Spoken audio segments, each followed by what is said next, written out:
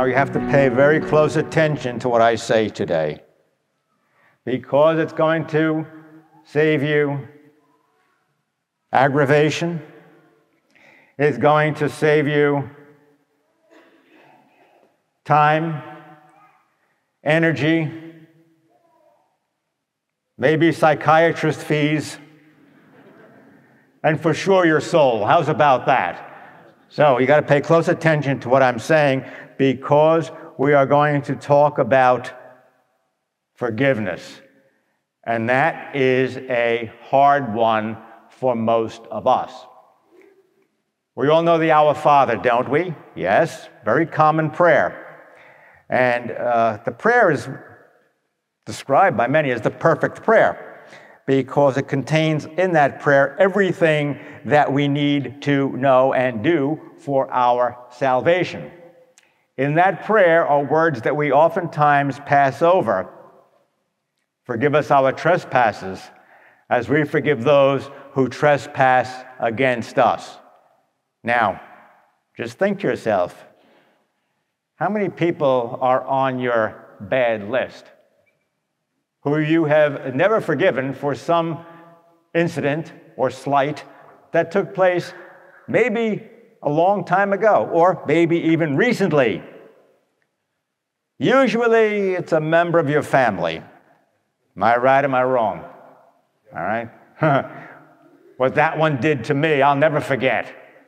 All right? And then, of course, you know, when we think about what they did, we have to share it with the other members of the family. Do you know what she did to me? So forgiveness is often a tough one, and some people are like mad, you know, for the rest of their lives. Capiche? If you're Italian, you know what I'm talking about. We hold grudges. I think the Sicilians call it a Sicilian grudge. Tony, you know what I'm talking about. They have a lot of them on Staten Island. Okay, we'll tell you some stories that I hope will help you to be able to forgive people who have in some way wronged you in the past. The best part of it is that, you know, you're mad at them. Sometimes they don't even know why you're mad at them, and as time goes by, we all forget why we're mad, but we're still mad. So let's go through this, all right? First story is, well, it's about an aunt and an uncle of mine. Now, the aunt's name was Aunt Tootsie. Now, why did they call her Tootsie? Because when she was young, she was short and dark-skinned, and they said she looked like a Tootsie Roll. Right? So she got the name Tootsie for the rest of her life, although her real name was Philomena. So you go figure that one out. All right? Now, she married Uncle Harry. Now, that's really not Uncle Harry's real name, but he got the name Harry because they used to call him Harry the horse. He liked to play the ponies. You understand what I'm saying? In those days, they had off-track betting in New York. And he used to say, I'm going to the luncheonette where they feed the horses, all right, at the Green Awnings. And that was his favorite place to go. Well, anyway, Uncle Harry's mother, she passed away. And for those days, she had a substantial amount of money for those days. And Aunt Tootsie felt like, well, you know, we're pretty secure. We got a lot of money in the bank because Harry the horse said he put the money in his bank account. Let me tell you something, folks. Have a joint account and take a look at it every now and then to make sure that somebody's not going to the luncheonette where you feed the horses, okay? Anyway, she is, you know, living a very peaceful and joyful life until one day she went to the bank and she wanted to take out some money. Except what happened? The teller said, and those that had tellers, they didn't have the computer, you know, they had real people that tell you your bank account is overdrawn. And she couldn't believe it. Well, that's impossible. That's impossible. I didn't spend that money. Well, your bank account's overdrawn. You can't take out the money you want to take out. So she went home and she confronted Harry the horse. And Harry finally broke down that he gambled away all of his inheritance. From that time on, Tootsie hated Harry, right? And it carried on. I mean, they both lived to a rather ripe old age, but they hated each other the rest of their lives. I mean, she wouldn't forgive him, and it filtered down to the whole family, their children. Because if you live in a house with all kinds of hatred and tension and anger, what happens? Everybody in the house suffers because of it. Could you imagine, in those days, they didn't get divorces as easy as they do today. So they were kind of like stuck with each other in the same house.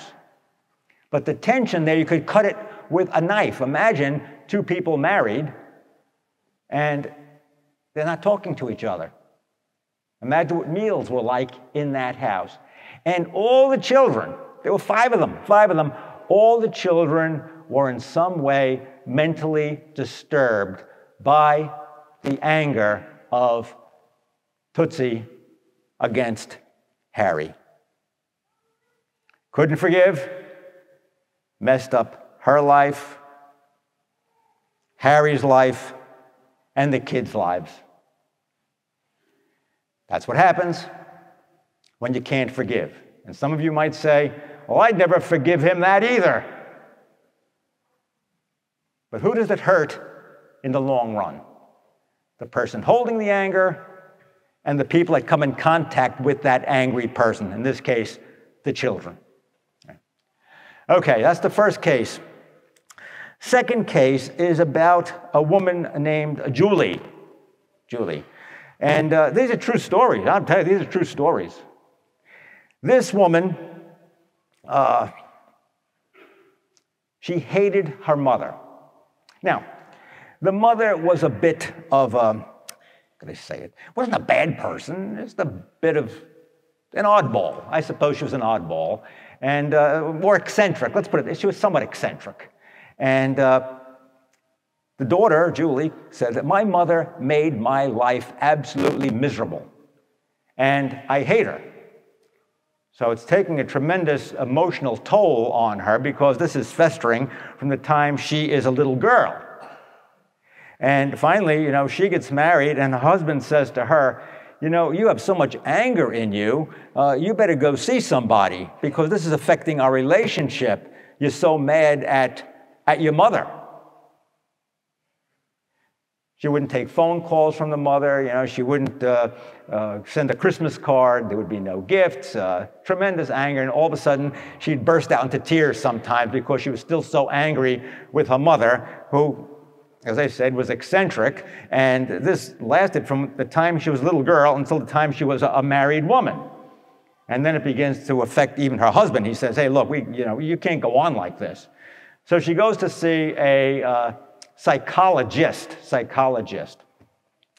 And psychologist says, oh, yes, I can see that you're very angry, and you have to get this anger out of you somehow. So you know what he suggests? I mean, this is crazy. Go to the cemetery where your mother is buried. She had died. I mean, look, if you're still mad at dead people, you've got a big problem. They're gone. They're dead. All right? They don't even know you're mad anymore. Right?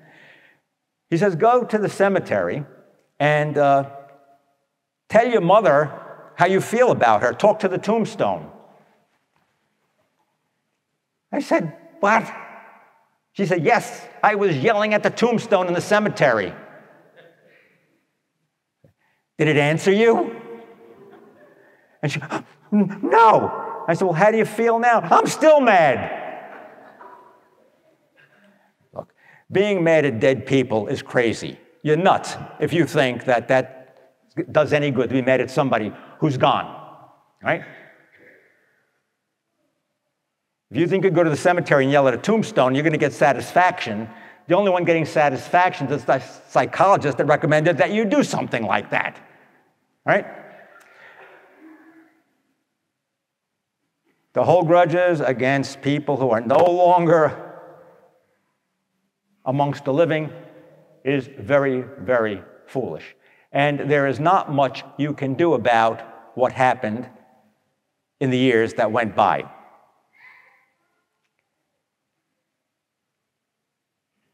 The last case is a very nice case, and it kind of sums up in a very positive way these last two cases that I spoke to you about. A man named Joe. I knew this man for a long time.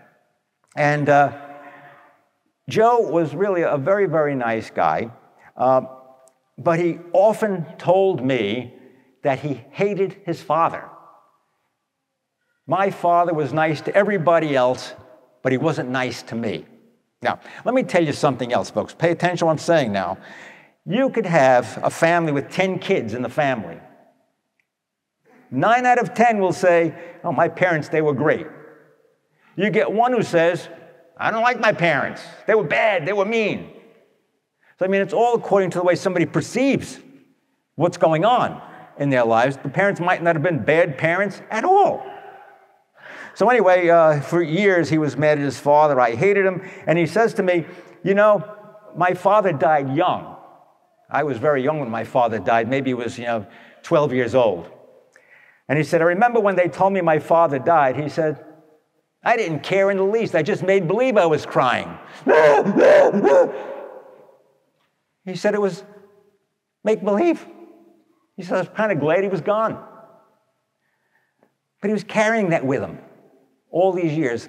And his father was in World War I. One day, I went to visit this man's home. By this time, he's an older man himself. And I see on the mantelpiece in the living room, there's a picture of a soldier, World War I uniform. I said, who's that? Oh, that's my father. I said, I thought you hated him. You never wanted to talk about him. You hated him, and he was bad and all that stuff. What's this all about? He says, well, I went to church, and they had a mission. Remember, we have missions, and the theme of the mission was forgiveness. And he said, and right then and there, I forgave my father. That's why his picture's up on the mantelpiece. It didn't help his father. The father, like the second case, is dead. But who did it help? It helped him. It brought healing and peace to his life. So, as I said to you, if you are an angry person, angry with somebody you believe has done you wrong, living or dead, what does it do? It affects your equilibrium. It affects your balance. It makes you an angry person. It makes you a person that other people don't even enjoy being around. You're disruptive to people's lives. You cause other people to be uneasy. Number two, it causes you to waste a lot of time and a lot of energy hating somebody who maybe doesn't even know that you're that angry with them, or they're not even alive anymore. Anger wastes a tremendous amount of energy that we could use in a much better way. Thirdly, it's costly. Imagine how much this woman had to pay for her therapy, and he tells her to go and yell at a tombstone.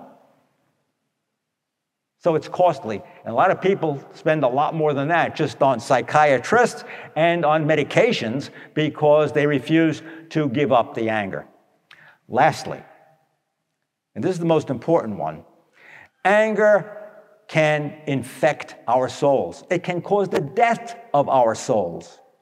And so when the Lord says in the Lord's Prayer, forgive us our trespasses as we forgive those who trespass against us, it's not about the other person. It's about us. And to give up our anger at someone else is a way of saving our own souls. All right, now I'm going to give you a little formula of how to get over any anger and to forgive those who you believe have sinned against you. Have a little niece, And, well, she's not little anymore. She's about 25 years old now.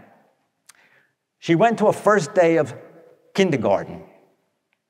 And when she came home from school, I was visiting, and her mother said, "You tell Uncle Michael what you learned today in school."